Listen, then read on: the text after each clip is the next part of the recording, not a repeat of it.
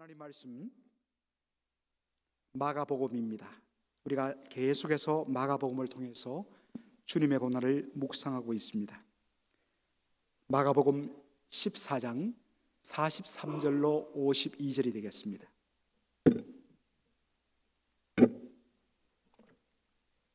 신약성경 마가복음 14장 성경을 펴시고 우리 43절부터 52절까지를 한 절씩 교독하도록 하겠습니다. 제가 먼저 43절 읽습니다. 말씀하실 때에 곧 12 중의 하나인 유다가 왔는데 대제사장들과 서기관들과 장로들에게서 파송된 무리가 검과 몽치를 가지고 그와 함께 하였더라. 예수를 파는 자가 이미 그들과 군호를 짜 가로되 내가 입맞추는 자가 그이니 그를 잡아 단단히 끌어가라 하였는지라. 이에 와서 곧 예수께 나와 랍비요 하고 입을 맞추니 저희가 예수께 손을 대어 잡거늘 곁에 섰는 자 중에 한 사람이 검을 빼어 대제사장의 종을 쳐 그 귀를 뚫어 때리느니라. 예수께서 무리에게 말씀하여 가라사대 너희가 강도를 잡는 것 같이 검과 몽치를 가지고 나를 잡으러 나왔느냐. 내가 날마다 너희와 함께 성전에 있어서 가르쳤으되 너희가 나를 잡지 아니하였도다. 그러나 이는 성경을 이루려 함이니라 하시더라. 제자들이 다 예수를 버리고 도망하니라. 한 청년이 벗은 몸에 배 헛이불을 두르고 예수를 따라오다가 무리에게 잡히매 배 헛이불을 버리고 벗은 몸으로 도망하니라. 아멘. 오늘 저는 본문 말씀을 가지고 다 버리고라는 제목으로 말씀을 전하기를 원합니다. 여러분, 예수님을 체포로 온 무리를 이끈 사람은 다름 아닌 가룟 유다였습니다. 그런데 오늘 본문 말씀을 보면 이 가룟 유다에 대해서 앞부분에 수식하는 표현이 하나 있습니다. 한번 보시기 바랍니다. 무엇입니까? 곧 12 중 하나인 가룟 유다라고 표현하고 있습니다. 이 표현을 여러분 기억하시기 바랍니다. 12 중에 하나인 가룟 유다가 사람들을 이끌고 예수님을 체포하러 왔는데 캄캄하니까 누가 예수인가를 확인할 수 없기에 하나의 작전을 짠 것이 무엇이었습니까? 내가 다가가서 입을 맞추는 사람이 바로 나사렛 예수라. 그를 단단히 결박하라. 그렇게 미리 짰습니다. 그리고서는 예수님께로 다가갔습니다. 그리고 랍비요 선생님이요 하면서 예수님의 얼굴에 입을 맞추었습니다.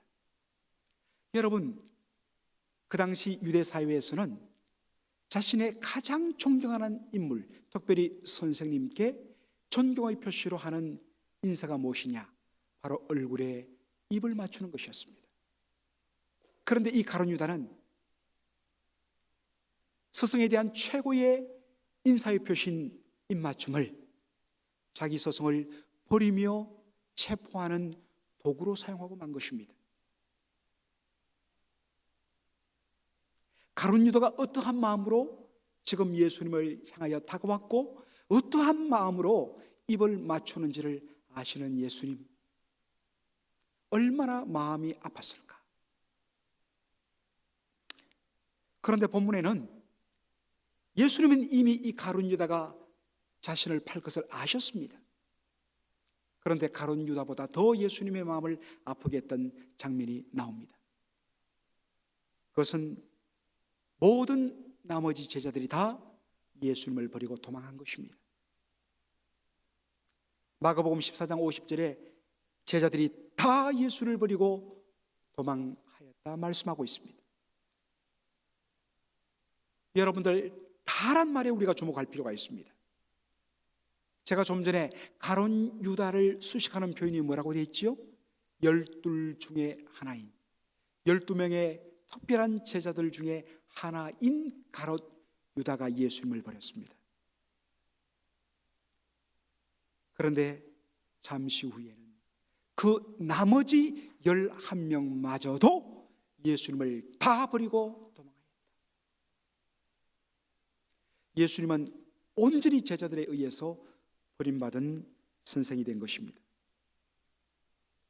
그리고 오늘 본문 말씀, 아마도 여러분들이 마가복음을 읽으면서 특별히 이 부분에 올 때마다 참 이해하기 어렵고, 또 우리 한국 사회처럼 예의를 지키고 점잖을 추구하는 그런 문화 속에서 좀 얼굴이 화끈거리는 표현이 나옵니다.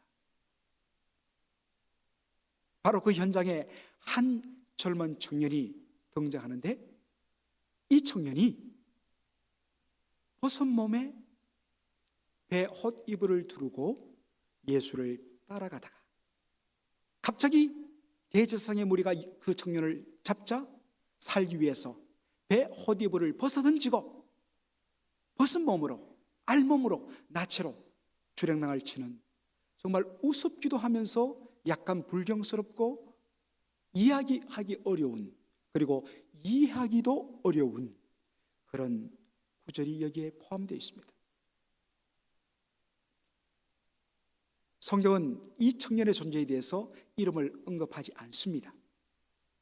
그러나 모든 성경학자는 이구동성으로 이 청년이 바로 이 마가복음을 쓰고 있는 마가이라는 것에 다 동의합니다. 왜 마가는 어떤 의미에서는 두고 모든 오는 세대의 성도들이 읽을 이 마가복음에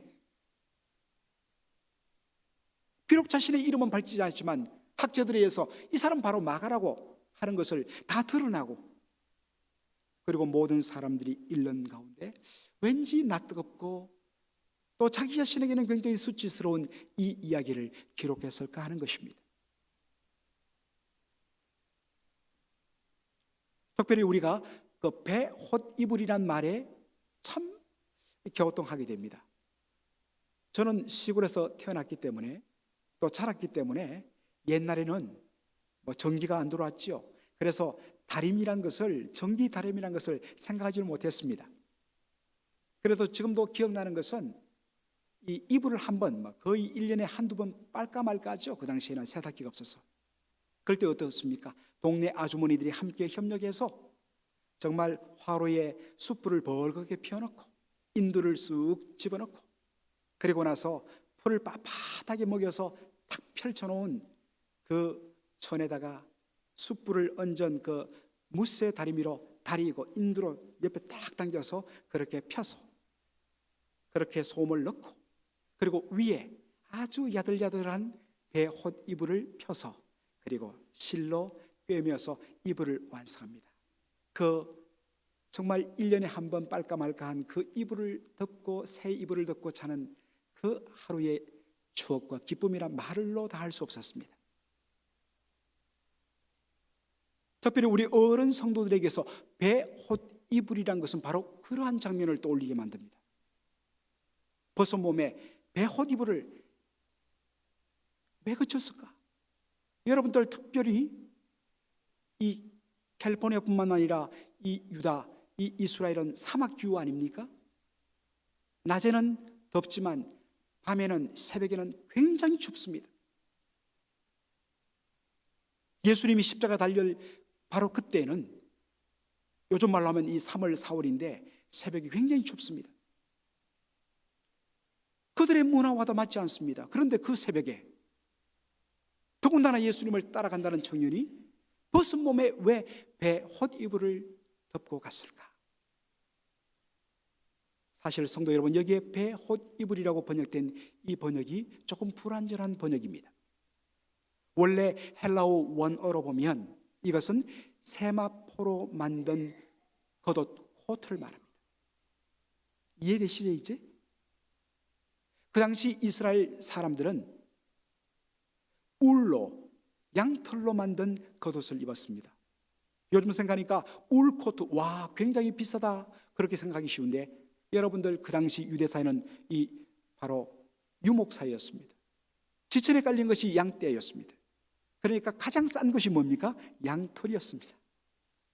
그러니까 양털 코트는 그 당시 일반 서민들이 입던 옷이었습니다. 그렇다면 여기 나오는 배 헛이불로 번역된 세마포로 만든 겉옷은 최고의 상류층 부자들만 입는 옷이었습니다. 나중에 사도행전을 보면 알지만 바로 이 마가의 다락방이라고 불리는 120명이나 되는 성도들이 함께 모여 기도하면서 오순절을 처음 했던 그 자리가 바로 마가 요한의 집이었다고 말하지 않습니까? 120명을 수용할 만한 공간을 가진 집, 대저택이었습니다. 부잣집 도련님이었죠. 그러니까 바로 세마포로 된 그 겉옷을 입을 만했던 것입니다. 그리고 그 당시 사람들은 반드시 속에다가 속옷을 입고 그 위에다가 겉옷을 입는 그 복장을 취했습니다. 그렇다면 왜 마가는 자신을 이렇게 묘사했을까? 여기에는 깊은 문학적인 표현이 가미된 것을 우리가 아셔야 합니다.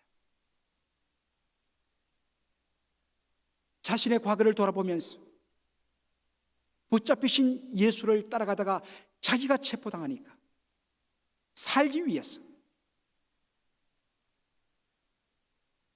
예수를 포기하고 예수를 부인하고 예수를 버리고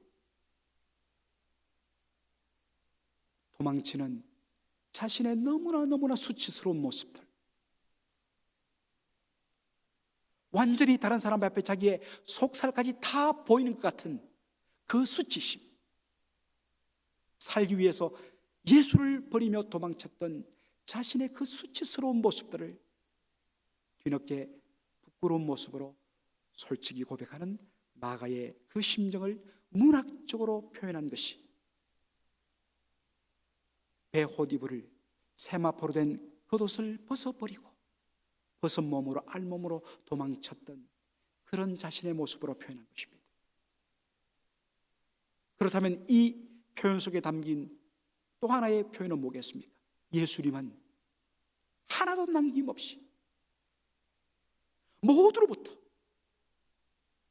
완전히 버림받은 예수님의 그 부끄러움과 수치스러움을 또한 담고 있는 문학적인 표현이기도 하다는 것입니다.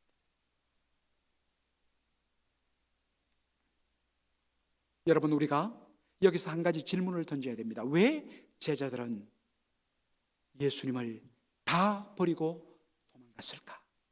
물론 일차적으로는 함께 붙잡히면 죽을 수밖에 없기 때문에 살기 위해서 도망친 것 맞습니다. 그러나 이것보다 더 깊은 이유가 있습니다. 그것은 바로 예수를 따라가기 원했던 그들의 원래의 목적이 산산이 부서조각나는 바로 그 일을 경험하면서 그들은 예수를 버렸던 것입니다. 여러분들, 우리가 마태, 마가, 누가복음을 이 공간복음이라고 그러는데 이 복음서를 읽으면 자주자주 등장하고 우리가 만나는 사건들이 있습니다. 그것은 바로 제자들이 끊임없이 논쟁한 것이었습니다. 여러분, 제자들의 논쟁의 내용이 무엇이었습니까? 누가 더 크냐였습니다. 심지어 누가복음에 보면 예수님과 최후의 만찬을 가지면서 예수님께서 이제 곧 내가 잡혀서 십자가를 지겠다고 말을 하는데도 그 자리에서도 누가 더 크냐고 논쟁했던 그들이었습니다.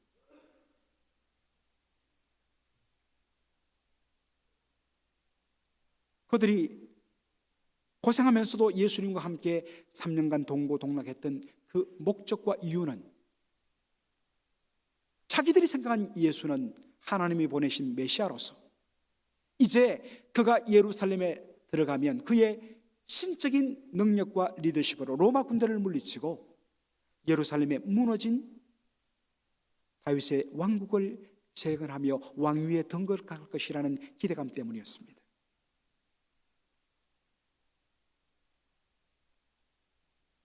그리고 그 예수 그리스도가 왕에 등극하는 그날 3년간 고생한 보람이 있어서 다들 한 자리 차지할 것인데 그때부터 소위 농공행상, 누가 더 높은 자리에 앉을 것인가로 서로 논쟁한 것입니다.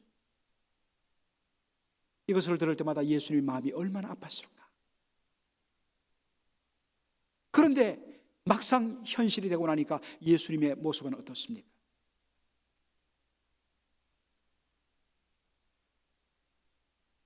로마 군대를 물리치기는커녕 로마 군대도 아닌 일개 대제사장의 종들이 그를 잡으러 왔는데도 저항 한 번 하지 않고, 한 번 성질 부리지 않고, 어떤 능력도 없이 힘없이 붙잡혀가는 예수 그리스도.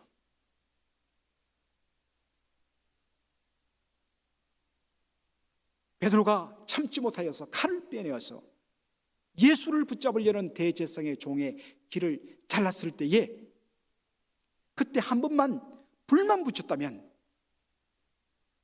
제자들이 들고 일어나고 그것을 신으로 해서 예루살렘 백성들이 들고 일어났어.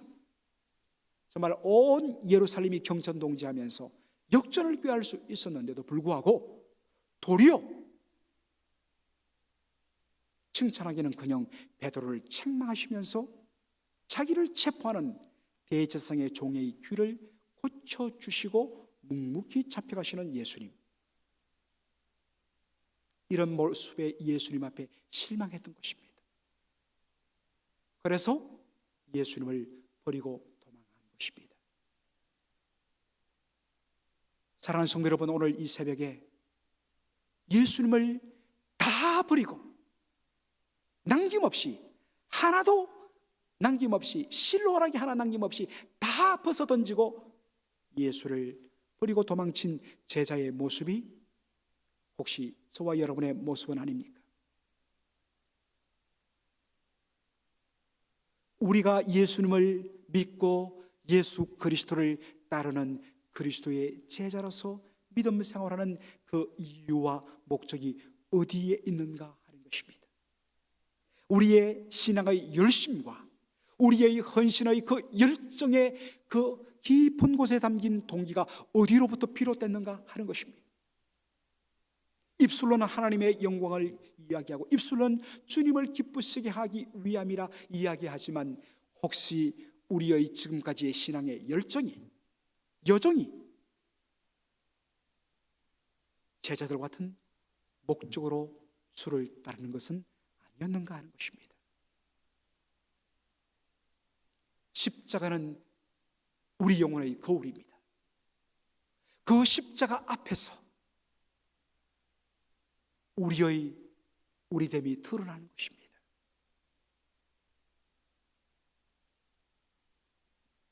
잘못된 열심과 잘못된 목적을 가지고 주를 따랐던 우리의 지난 삶이 있다면 그것을 바로 오늘 십자가에 못 박고 십자가를 통과해야만이 진짜 제대로 된 제자의 삶, 그리스도인의 삶을 살 수가 있습니다. 그런데 오늘 본문에는 그것이 기록되어 있지 않지만, 제가 아까도 말씀드렸죠.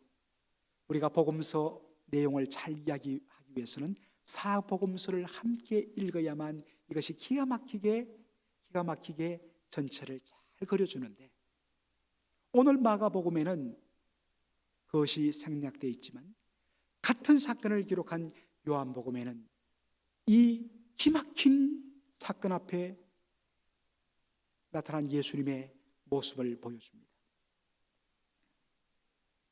요한복음 18장 8절에 예수께서 대답하시되 너희에게 내로라 하였으니 나를 찾거든 이 사람들의 가는 것을 용납하라고 이야기하고 있습니다. 너희들이 찾는 사람은 바로 나다. 내가 예수다. 하나 부탁이 있다. 내 제자들만큼은 그냥 가도록 용납하라.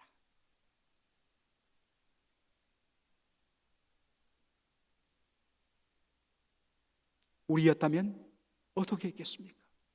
믿었던 제자들에게 발등이 찍힌 예수님, 이놈들 너희들도 한번 죽어봐라. 아저씨들, 이 사람들 나 따랐던 사람이에요. 저기 고기 숙인 저놈도 나를 따랐던 사람이에요. 그래서 함께 다 같이 죽자고 했을지도 모릅니다. 그런데 예수님은 이 사람들이 가는 것을 용납하라고 그렇게 부탁을 합니다.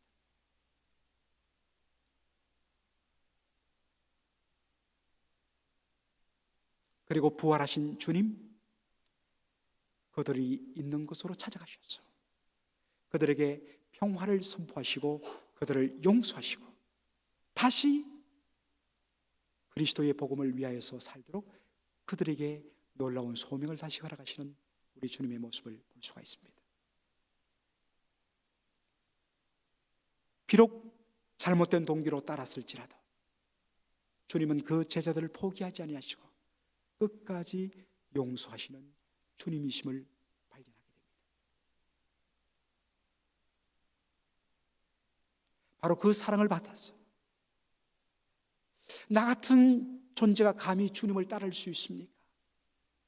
너무나 부끄럽습니다. 십자가에 비춰진 저의 모습 너무나 부끄럽습니다. 여러분, 그렇다면 그것을 인정하신다면 바로 주께서 여러분들을 품고 계십니다. 다시 그 주님과 함께 십자가를 지고 나가시는 저와 여러분 되기를 주의 이름으로 축원합니다. 아멘. 이 시간에 우리가 한 목소리로 기도하기를 원하는데,